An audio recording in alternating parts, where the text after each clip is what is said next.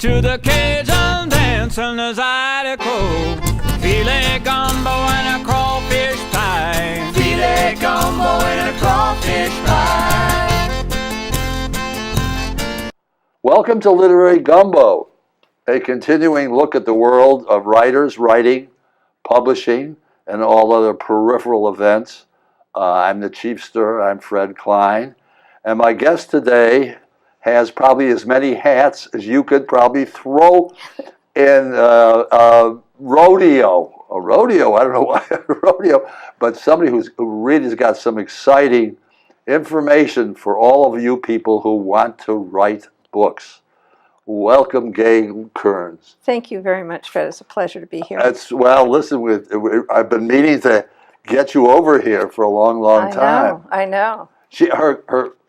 It's called a book shepherd.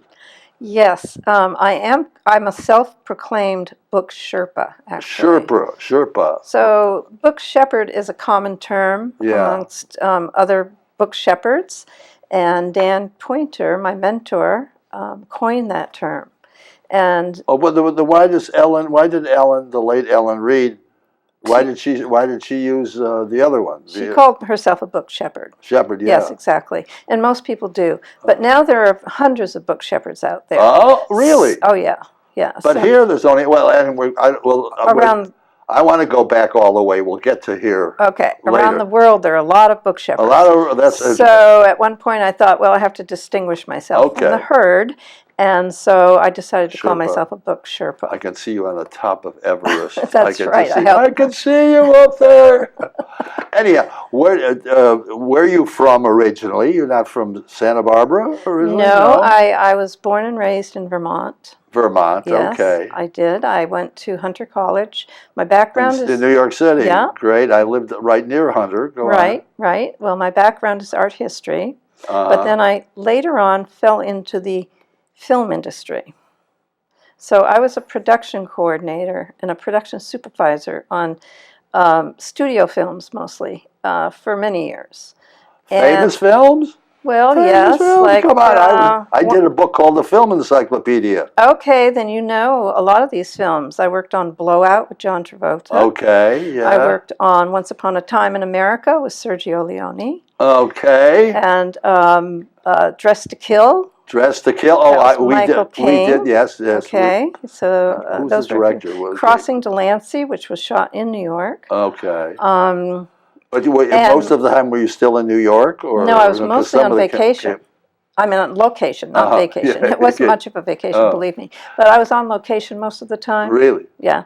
But I think one of the last films that I worked on was Blue Velvet with David Lynch. Okay. Oh, wow. Yeah. So that was a great experience for me. I would think so. But when I moved out to LA from New York. Yeah. And then I moved up to Santa Barbara. And as you know, there's not a whole lot of film industry up here. There are a lot of people who live here, who work in the film industry. Yeah. And writers who have the luxury of living here. The flying A early on. Right, yeah, silent days. Right. So I thought to myself, I didn't want to move back to Los Angeles. And I thought to myself, what can I do here?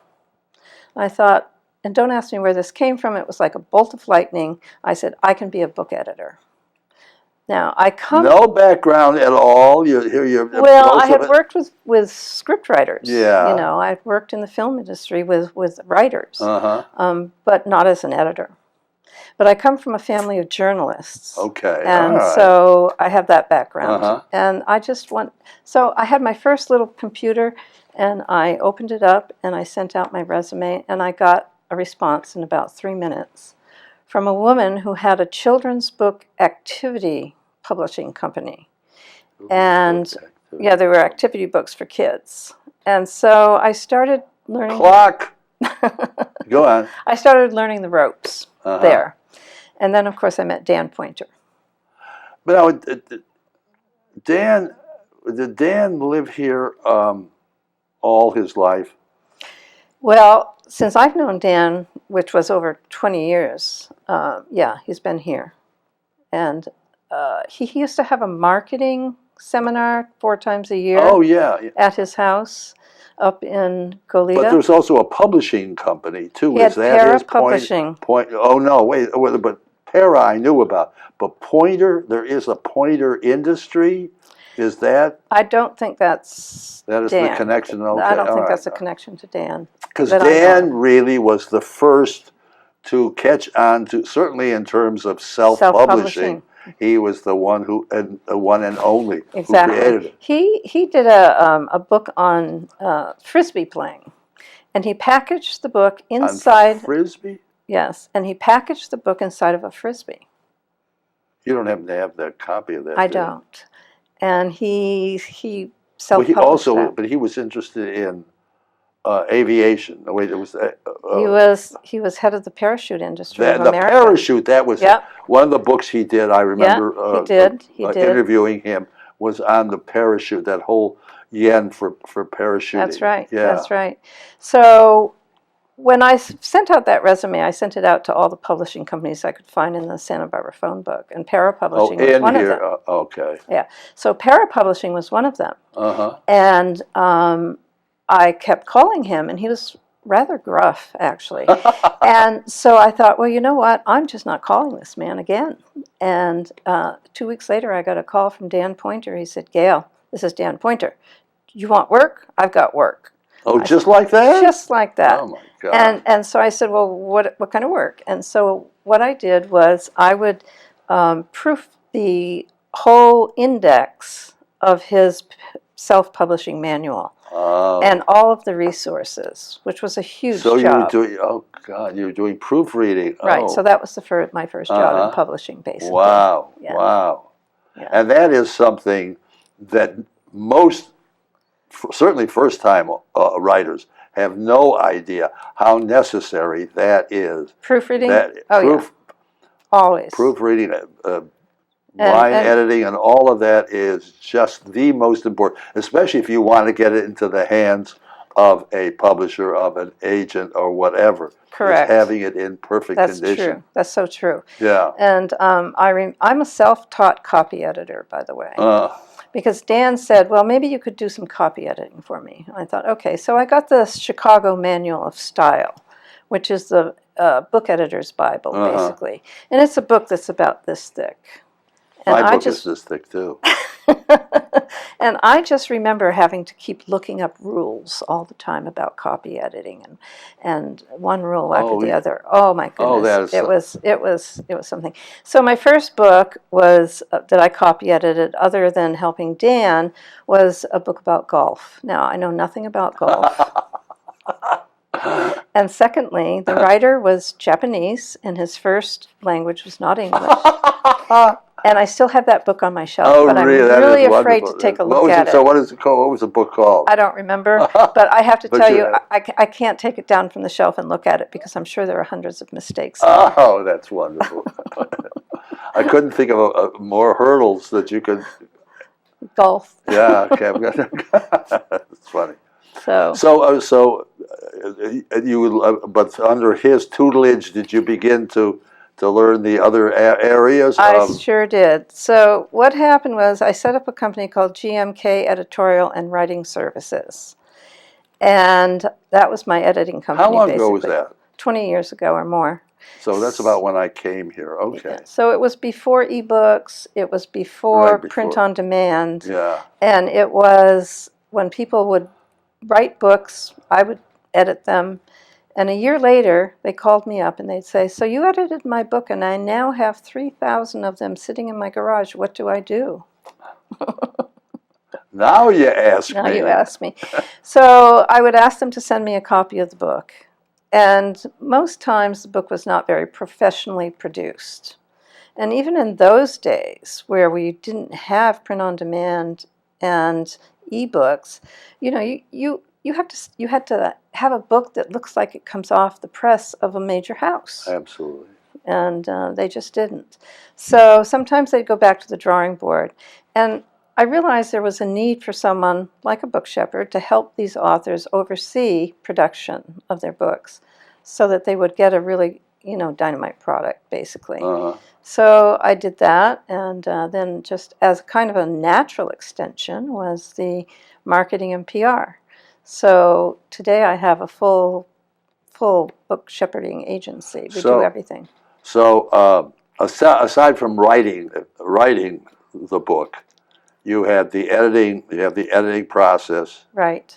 You have the physical printing process if need be. Design. These are all sold separately. Could be in a package. I guess you probably have packages too. Design, very important. So over the years, I have worked with a number of book designers. And depending on the project, I used a woman by the name of Perry Poloni for many, many years. She was wonderful. She did a lot of work for Dan as well. And she retired about 2 or 3 years ago. And she was like my Madison Avenue gal, She really had a knack for design. And I've since replaced her with a couple of guys up in the Bay Area called the Book Designers, who I think are excellent. So what about the marketing, though? The marketing is, marketing and PR. Especially today, when you hear that word platform, and that requires an awful lot of context and all of that stuff. You can't maintain that, can you? You can get your hands on a publicist or somebody who can work into that area, right? Yeah. Well, I do book publicity and marketing. So you still do I do that. So I have a sample list of marketing and PR deliverables that we offer clients. Yeah. And I will send it to them before we talk, and it's kind of great. They're great talking points. So we do everything from helping them get a website up, creating. Just staying with that a second. Again, Dan, I have copies. Actually, Ellen gave me copies, as it turns out, before she passed away, about 10 copies of Dan's last book, the one that she got involved in, on the whole area of promotion and marketing and all of that. And I gave it away during the writers' conference. I gave it every once in a while. I would give it to somebody that I thought could make good use of it. Right. I still have copies in my garage that I'm anxious to give anybody, because to my mind, in that one little paperback book was probably almost all one would need to know if wanted to become aware of when you get into self-publishing, what you're in for. Yeah, that book has a lot of good initiatives and tips that I think can get one started. But, you can market a book until the cows come home. I mean, there's just so many things out there that you can do now. But you really have to, lay a plan. You have to have a really good plan and a good roadmap. So, I think the most important thing for an author these days is, number one, is having a good website. That's an author's hub. That's an author's hub. And then they should have a blog, and they should be involved in social media. And they need a really great set of marketing materials. They need a great press kit that's downloadable from their website, so that if a blogger or, let's say, anybody in the media who wants to go, and let's say yourself, who might want to think about interviewing an author, could go there and just download the press kit and see what they're all about. And so that's what we do, basically. We get them all set up for success. Do you still do it in any? So are you?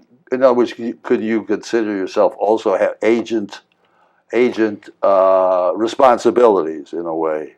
Not an agent. Part of the package. No, I'm not an agent. I don't help people find agents. You don't help people find. But what I recommend, if people are looking for an agent, and many people are, because they do want to get a publishing deal, and they don't really realize how difficult that is these days. But if they want to take a stab at that, I say get Jeff Herman's book, which is it's Hermann. You know that book, and it's got a list of all the editors and publishers and it tells you exactly how to query an agent and the literary marketplace and the two Writers and Writers Digest include that material too from time to time. Exactly. Yes. So there are 3 good resources out there. So what did you do at the Writers Conference this year? You were part of a 4 o'clock. I was on a panel. panel. It was moderated by Marla Miller here in town. Yeah. And we talked about building your author platform, basically. Uh-huh. Yeah. So, and the other thing that's gold, really gold for an author, is having a mailing list. A list of people, at least 1,000, that they can start putting into MailChimp or one of those types of platforms, so that they can, when their book is being launched, they can let everybody know about it, and then ask them to spread through their own social media channels. Well, I think the blog, I have a friend who does that, and she has developed a gigantic readership. Yes. Because she has nurtured that. Yes. Totally, absolutely. Now, you may know that I have a cookbook out. It's a Gourmet Girls Go Camping cookbook. Okay. No. Yes, and it's doing really well. One of the reasons... Who published it? Wait. We self-published it. You self-published it? Yes, we set up a company called Mise en Presse. And what is the name of the... It's called the Gourmet Girls Go Camping Cookbook. Gourmet Girls? Mm-hmm. Go Camping Cookbook. Go Camping. I worked with Julia. Oh, Julia Child. Yeah. From the art of... We did her first book in paperback. The world of cookbook writers and cookbook publishing is an amazing and baffling world. It is. It was an amazing endeavor. It was a lot of fun. The cookbook's doing well, and one of the reasons it's doing well is because every time we go to do an event, a book signing, or we do a demo, a cooking out of something out of the cookbook, I bring a book along with me, and I say, "Would you sign a copy of the book?" No, another book? A book that they can sign up to get our newsletter. Oh, so I see. we grow our list that way, so we can grow. But you're building the cooking yes world. Yeah, we're building it. Yeah. So why did you choose, of all things? Why did you decide to do it in this angle? I mean, have you thought of going beyond this and maybe doing the art of Irish cooking or something? Well, I think the Gourmet Girls Go Foraging, or the Gourmet Girls Go to Paris. Is it sort of a little snobby, or is it down to earth? It's very down to earth. I mean, we are campers. You know? So we're building fires. We're doing Dutch oven cooking. We're doing all kinds of cooking over an open fire on a Tuscan grill, on our camp stoves. But what made you decide all of a sudden to do a book, and especially cooking? Okay, I belonged to a group of women here in Santa Barbara for about 20 years called the Gourmet Girls. Simple as that. And we get together. You just named yourself the Gourmet Girls. That's just it. So every year we go on an annual camping trip. And a couple of us are avid campers, and we go often. So one time while I was with one of my colleagues, I said, we ought to do a cookbook. And she said, okay. So we did. Just like that? Yeah, just like that. Yeah. It's a little bit different than doing a novel. Because you have to test all the recipes, right? But there is a pre-selected audience for that, as opposed to a novel. I mean, even if you're talking about publicity outlets, you know where to go. If Gourmet magazine is around, or all those food magazines. We've been written up in Edible, Santa Barbara here. Yeah. We were written up in the Independent. Yeah. So those two places have really, we get Amazon orders all the time. We're self-published, so we had to put ourselves up on Amazon, and we go and do events, and that's. So what do in terms of appearances? Do we have one, or do the whole team go up? Well, no. It's usually myself and Denise Woolery, who's now moving to France in September. Is she going to reverse bring American food to France? And what kind of food is it? Okay, is there an ethnicity at all? No, not at all. Not at all? Things that our philosophy is you don't want to go camping and open up a can of beans and cook. I was thinking hot dog and beans. No. We're totally not for that. We want gourmet food. We want easy recipes, but that are delicious food that you can share with your friends and family at a campsite. You can make all these recipes in your own backyard, and many in your own kitchen. So it's not just a camping cookbook. But it's been great. We just got back from Los Angeles. So did Macy's ever do a big promotion with you? Did you ever do a big promotion with Macy's and all of their cutlery and all of their pots and pans? No, but that's not a bad idea. Oh, please, you have that idea. I mean, You've got that publicist in you. Yeah. Yeah, no, that's not a bad idea. We did get in touch with the KOA campground people, and they loved the book, and so they put us into their catalog. So that was, and we've approached REI, and we just came back from Los Angeles and had a demo and a book signing at Adventure 16, which is like the greatest. I mean, it's the greatest. How come you didn't bring a copy of it? I should have. I'm sorry. I mean, not that I'm much of a cook, but yeah. I really would like to see it. Yeah, you're making me hungry already too. But do you consider yourself a good cook? Oh yeah. I am a good cook, and so is Denise. And she and I developed the recipes basically. Her daughter, who's an art director in the film business, did the layout of the book. She did all the design. So it was like a little family affair. Yeah. But now let's go back to the book shepherding. Because I went through Publishers Weekly the other day, and I saw 14, and I could name them. I wrote them down here. Not that you really wouldn't care. 14 publishing companies I had never heard of. My question is, where are the? Are they publishing books? Are they, are there places for the new people who are starting out for them to go? I just can't believe that.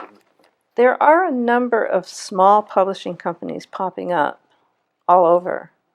Some in New York City, for example.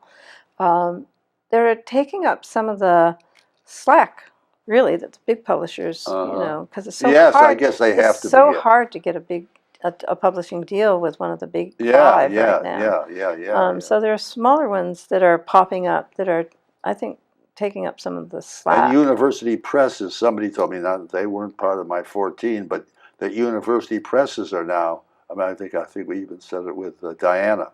Yeah. Are sort of opening up to a certain extent. And keep books in print too, don't just that one-shotty kind of thing. Yeah, they do. But I mainly, as a book shepherd, deal with self-publishers, people who are, I don't even like to call it self-publishing anymore. I like to call it independent publishing.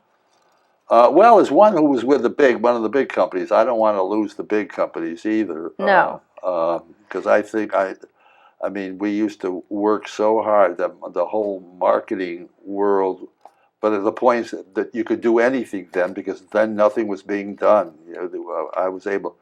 I was one who started just when you thought it was okay to go into the water again, the Jaws thing, with the planes flying the banners. I did that. I did all the crazy things that that were financially unwise, but just got publicity or just got attention. Well, you thought outside the box, which I think is important, right? Yeah. Thinking outside the box when it comes to publicizing a book these days. 16 pages teaser used to give when. The way people used to give cigarettes out in the street corners in the big cities, we used to give out 16-page inserts of new books. Did you? Coming out, yeah. Have you ever heard what a blad is? A blad, BLAD. It's like yes. I've worked on a couple of big coffee table books that are either, really high end, and you can't really send out a galley, of that. So then you put together you put together 16 pages of the interior, very kind of high quality that you can send. A reflection of it. Yeah. A reflection of it, which is great. Yeah. So listen, is there where can people contact you? Do you have a website you want?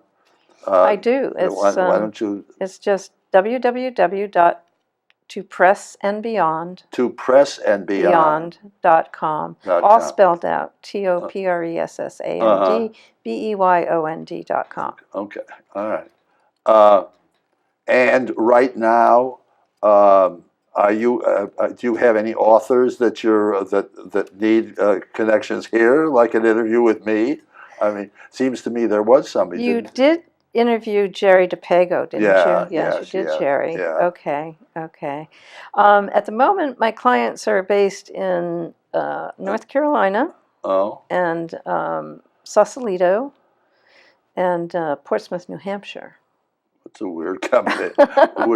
weird combination. But you know, if I do get a client here and Yeah. in town, and you know, and they need to be interviewed, I'd Well, love what do to you have think? What do you that. think of the writers' conference? Yeah, I mean, obviously, you do that every year practically, right? With Matt. I haven't done the writers' conference except for the last 2 years. On the last two, that's Yeah, what last 2 years. Oh, so I was thinking. So I'm it a was regular. newbie. I was thinking it was regular. No, I'm a newbie. Because as a matter of fact, I even remember Ellen saying to me, "Do you think I could ever get into some of those things?" I said, "Sure." You know, the 4 o'clocks and whatever. I just really remember that Ellen wanted to get in to see what the writers' conference was like. Yeah, I love interfacing with the people who come to the conference. Yeah, You know, this year the especially. writers. This year it Yeah. was exceptionally good. It was, and I love the interaction with the people, the writers. You know, they're just so hungry for information and guidance. You know, because it's a big challenge to get a book out there these days, and to get above, you know, to rise above the Yeah. thousands and thousands that are published every single week. You know. That's true. That's true. Yeah. Anyhow, I was very much impressed with the conference this year. I thank you for coming in and spending a for little having time. me. Filet gumbo and a crawfish pie. Filet gumbo and a crawfish pie. Tastes so good to say, ooh, yeah. Hey, baby, don't you wanna go to the Cajun dance in the Zadie?